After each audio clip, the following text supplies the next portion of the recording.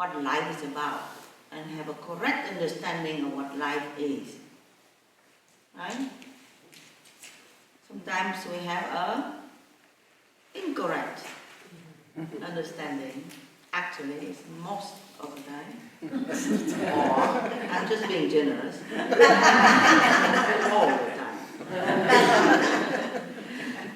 We have a not correct understanding of what life is. That's why all these emotions, of fear, worry, of anxiety, of anger, frustration, resentment, of depression, feeling lost, and confusion. And then from there we would act, is it not? We would do things. If you are depressed, what you would do? You go and exercise yourself. That's the way how you get out of depression. Go to the club and dance until 3 o'clock in the morning. Then you get out of depression. If you are frustrated or resentful, what do? You have to find somebody to blame. Don't you think? Somebody must be blamed. You will start a campaign blaming somebody. And if you are worried, what do you do? What do you do? Hide? Right. Right? Usually when people cannot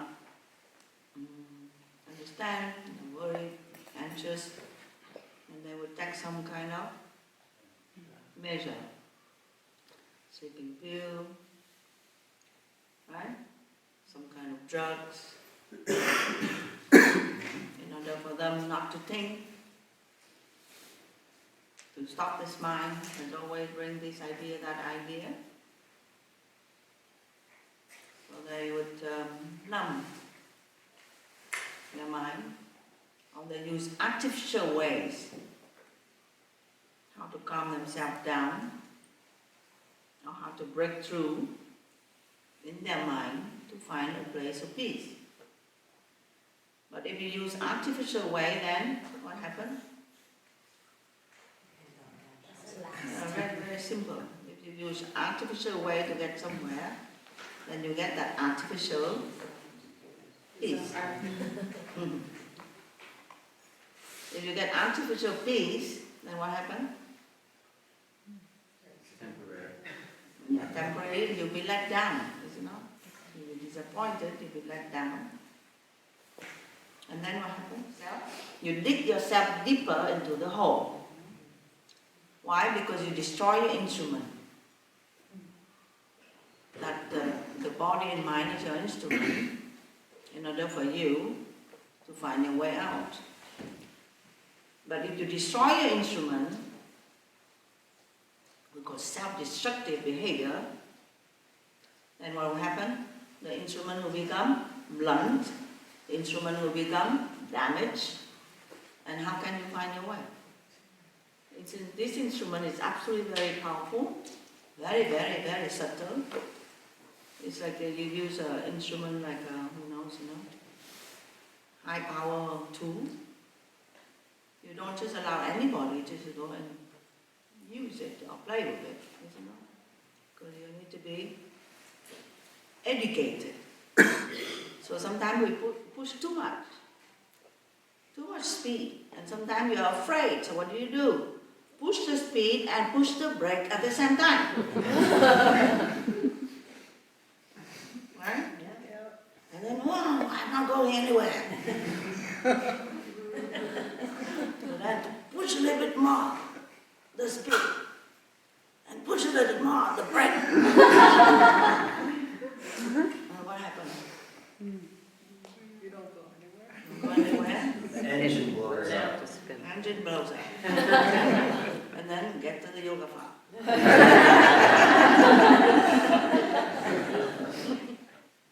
I'm here a long time.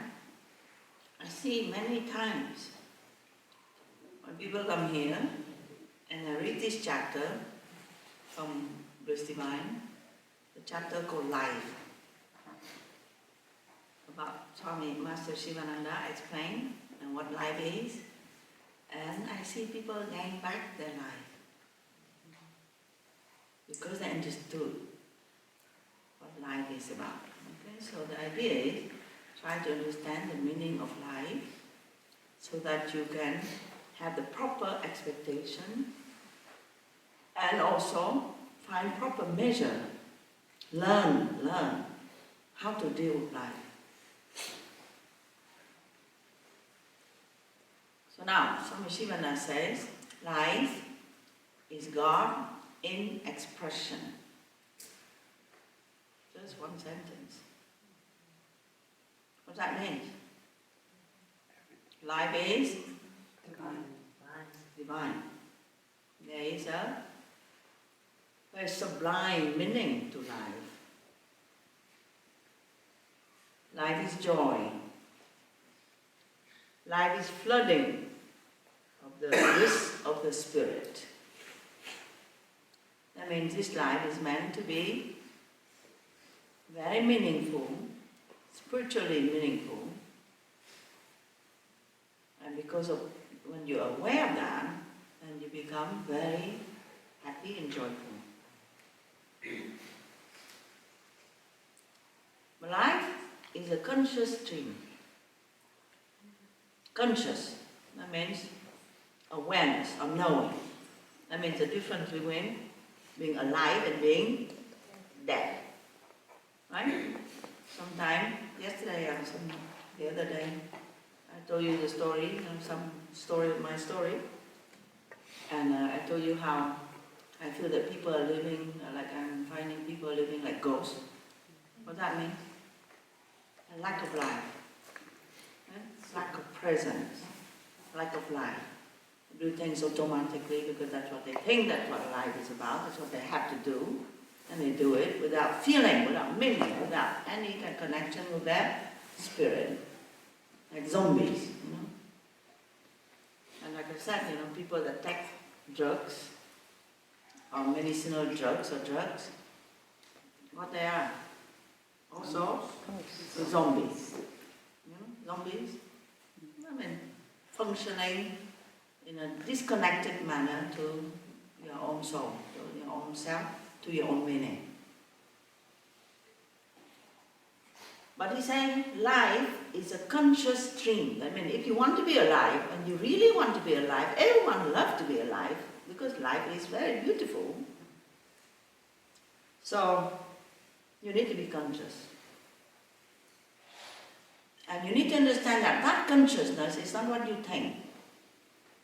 That consciousness is that what you try to understand in yoga is alive, it's a stream.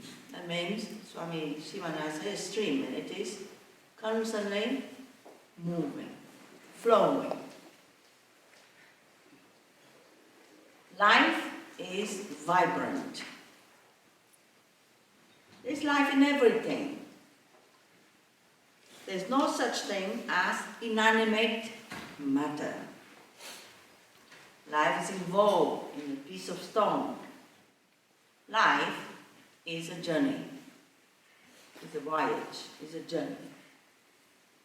In the infinite ocean of time, so this try to understand. What means infinite ocean of time? I mean, you are here, like this, contact, you're sitting, listening, ashram. But you have been here, you have been there, you have been in many different states. Not United States. States of mind. But it's not the physical present that is important. It's the state of consciousness. Because you can move here, move there, and have the same mind. Yeah? And you interact the same way. So you find the same situation. You run away from yourself, you go very far away, to the other side of the planet, you think that's it, I changed my life. You arrive to that place, it's the same thing happen. Yeah? Because you carry it with you.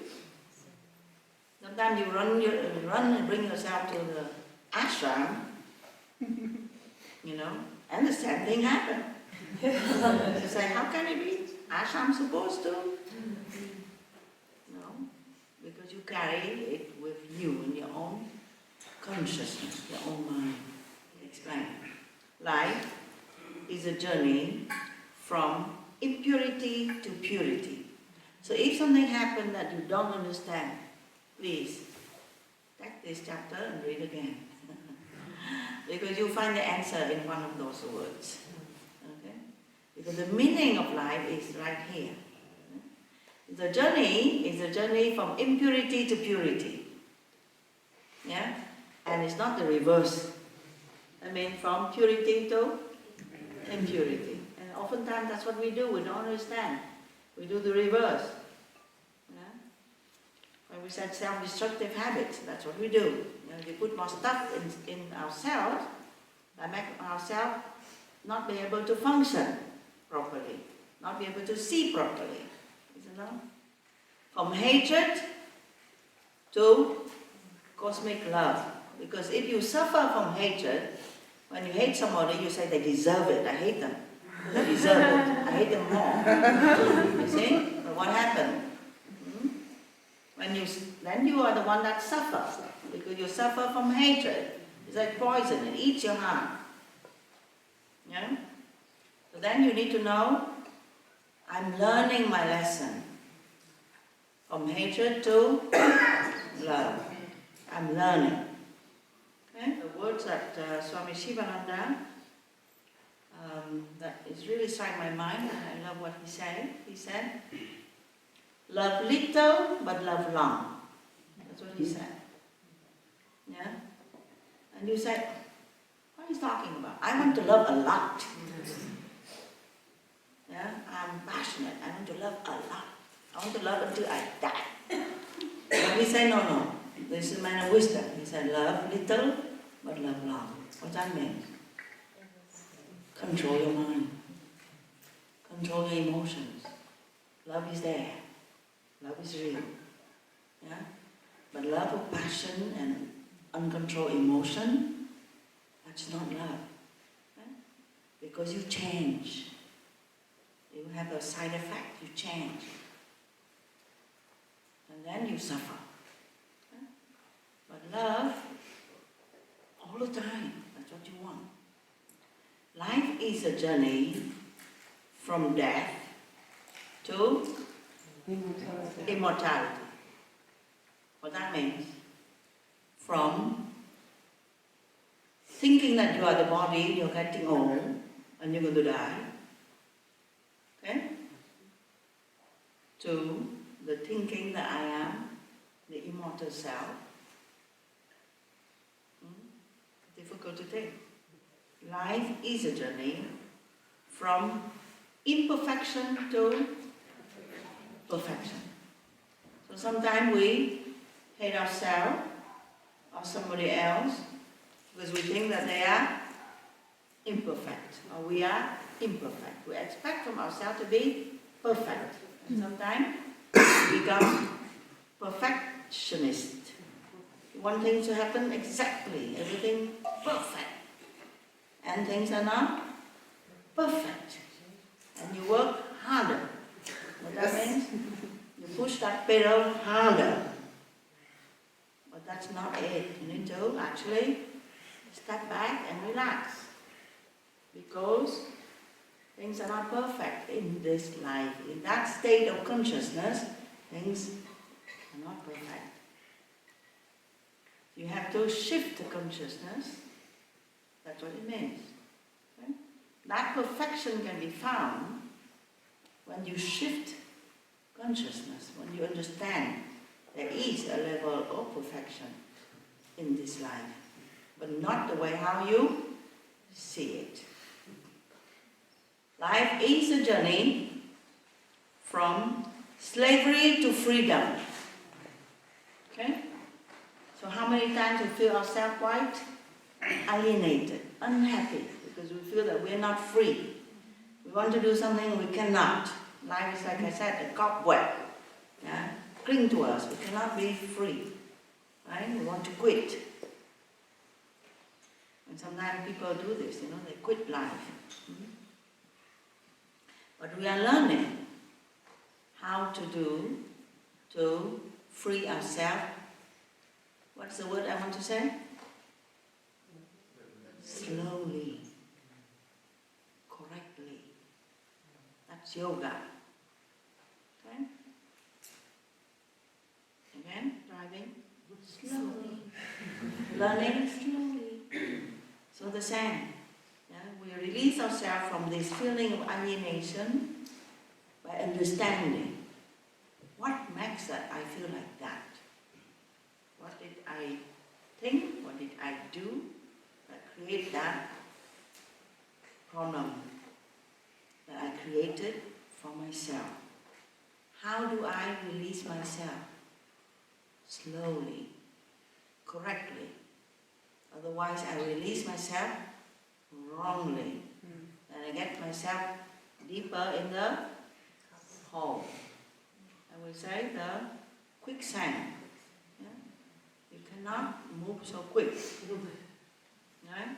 Because you sink deeper. That's why the whole yoga discipline is to help you to actually go slow. So that you can be aware. Yeah? And sometimes when you're aware, you see the switch between one thought and another. Thought is so fast. Yeah? Just one switch and everything changes. Yeah?